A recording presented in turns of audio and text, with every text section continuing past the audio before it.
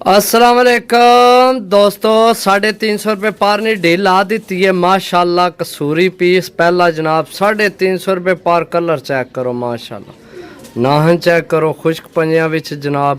पहला पीस 350 पार ने ढील है अज भरावां वास्ते जी। दोस्तों अख ना शो करो जनाब, परिंदे ना शो करो जनाब। 350 पार जी। दोस्तों दूसरी टैडी मादी जनाब 350 पार। कलर चेक करो, पंजे चेक करो जनाब, सही है।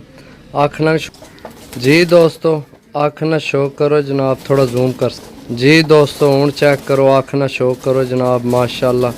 350 पार, सही है। 350 पार जनाब। ए दो पीस हो गए ने 350 पार, सही है। चेक करो जनाब, हूँ मादी खिलौनी नहीं पी किधर।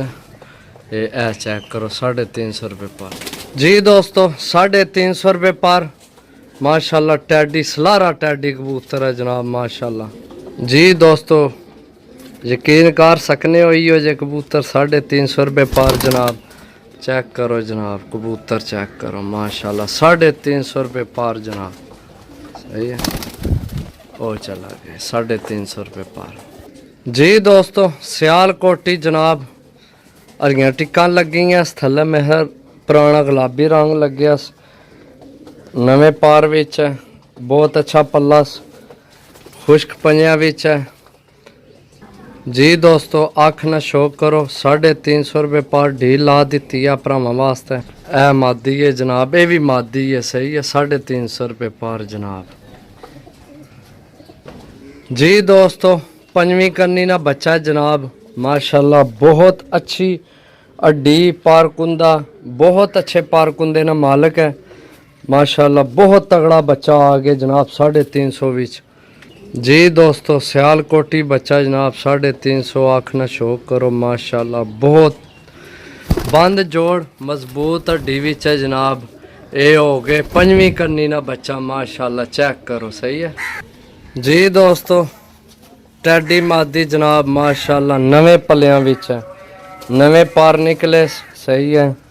खुश्क पंजियां विच है, मजबूत हड्डी जी। दोस्तों मादी नहीं अख ना शो करो 350 पार जनाब। 350 ए मादी है जनाब 350 पार जनाब, सही है। ए चेक करो जनाब, ए मादी है 350 पार। 350 350 350 350 जनाब। चेक करो जनाब माशाल्लाह जी। दोस्तों 350 पार फिर मादी जनाब। एक पासा गुलाबी रंग लगे सही है। इन्ना दिना जी पगड़ान हुई है, सही है। बंद दुंब खुश्क पंजे जनाब। चेक करो 350 पार जी। दोस्तों अख ना शो करो माशाल्लाह, सही है।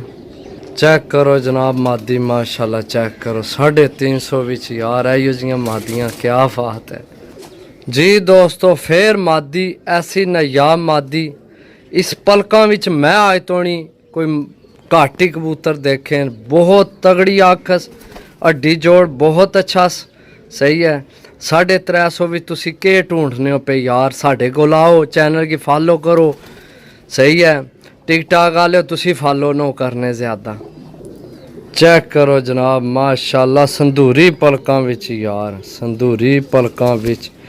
छोड़ के भरावां की चेक करा जनाब पट्ठी माशाल्लाह। चेक करो यार, बहुत तगड़ी पट्ठी है जी। दोस्तों 8वीं करनी ना टैडी बच्चा यार, क्या बात है। बहुत अच्छा पारकुंदा 8वीं करनी ना हो गए, नहीं सॉरी 7वीं करनी ने, सही है। बहुत अच्छी बगल। कलर चेक करो माशाल्लाह पट्ठे ना। 350 पार यार। शो करो अख ना जनाब 350 पार है। यो जियां चीज़ां फिर आने हो जनाब, सस्ती डील नहीं आमनी। फटोफट जनाब कॉल करो 0325 52 40 603 जी। दोस्तों गोल्डन पट्ठी जनाब, अगे पोटे जामनू रंगस, एक पल्ला जामनू तो एक जनाब दूसरा, सही है। तो अख ना शो कराने इंशाल्लाह मज़ा है। चेक करो जनाब 350 विच के तुसी ढूंढने हो पे यार। चेक करो चीज़, चेक करो माशाल्लाह। ए चेक करो जनाब पट्ठी 350 रुपए पर यार कैसे कैसे कबूतर तुहानू मैं देन लगे हैं 350 रुपए पर यार माशाल्लाह